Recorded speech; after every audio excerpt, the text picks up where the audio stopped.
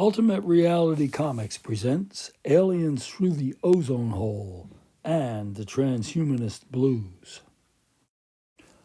One day, Dr. Leaky Fawcett of the Mount Darkness Observatory was observing the heavens and musing about the great accomplishments of modern humanity. We are the greatest civilization. We have conquered ignorance. We have conquered nature. We have conquered genetics. We have conquered religion. We have conquered each other. We have conquered the moon and Mars. Suddenly, ha ha, Dr. Fawcett, guess who we found under the pyramids? Osiris, the ancient god from back when we ourselves were Vikings. He doesn't look as good as this. He's a little decayed, but we're going to clone his DNA. And at Buster's Biolab, these aliens are paying us well to clone this guy. I can't imagine what they're going to do with him. Might as well clone him, though. The Russians are cloning Scythian warriors. The Chinese are enhancing their soldiers' DNA genes.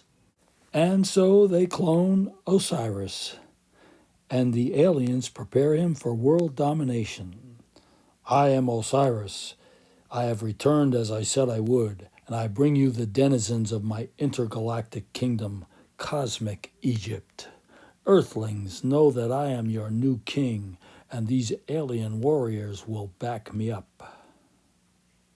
But meanwhile, in a biolab across town, Dr. Hammurabi says, I have created my Cyclops and my Scalabot, and Dagon the fish god pays me well. Of course, he gave me Cyclops' genetic code from before the Great Flood. Well, fellas, says Dagon the fish god, welcome to the post-flood idolatry and oppression remake of the world. Back in the days before Noah, Dagon the fish god acquired the DNA code of the dreaded Nephilim giants, whom he knew were going to be destroyed. I am honored to carry on the pre-flood traditions of lust, murder, and mayhem, which I am preserving here underwater until the floods abate. I will invigorate these traditions and recreate the Nephilim Cyclops when science has reached the pinnacle of civilization. Transhumanism is my vehicle, and Dr. Hammurabi, the biotech, is my servant. And your days are numbered, Dagon. Cyclops says, from what I've seen of this world already, Scalabot, it's worse than my pre-flood ancestors. What do you say we work undercover against Dagon and his enemy Osiris? Oh, and hide that gun, will you? Where? So there's those characters, and yet even somewhere else hidden in the Egyptian desert, the green serpent says, Sphinx, we must outwit both Osiris and Dagon. I, the green serpent, am the true evil one, and I tolerate no rivals. I lost my legs and wings when I came up from Hades, but not my power. And in a flashback, the power god warned me that I'll lose my legs and wings if I leave Hades here, but it's worth it for all the death and destruction I can wreak. My demon hordes will destroy Osiris, Dagon, and the humans too. Green serpent's demon hordes rise up out of the chasm. We're finally free from the abyss, and look, Green Serpent presents our first victims. And Green Serpent has locust demons. We're going to be killing Osiris aliens for the Green Serpent. That'll be fun, and destroy Dagon and the humans too. We'll finally rule the world. But Osiris has a plan. Our first mission, O alien warriors, is to destroy Green Serpent and his demon hordes. And I have a plan. Since the demons fear going back down into the abyss, we will lure them up into the air and then power them back down to the abyss. My scientist Buster will invent something. And indeed at Buster's Biolab. Here's the plan. We lure the demon insects to the high Alps with news of dead hikers' bodies being exposed because of global warming melting snow.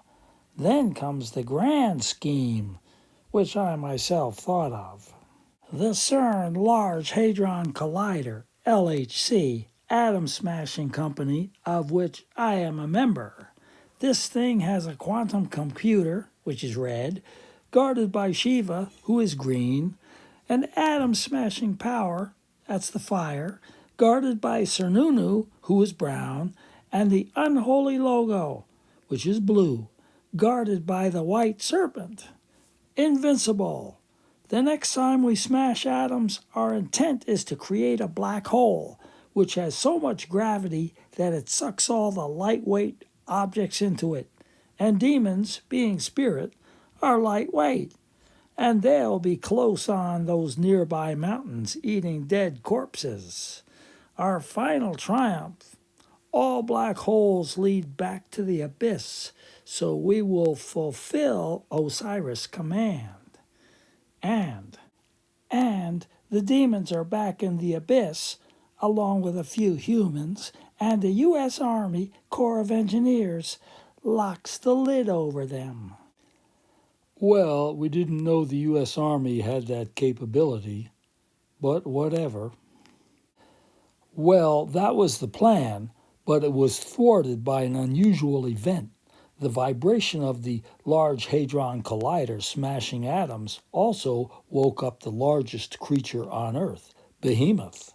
He happened to live in nearby French Alps and came lumbering towards the Large Hadron Collider to investigate the noise.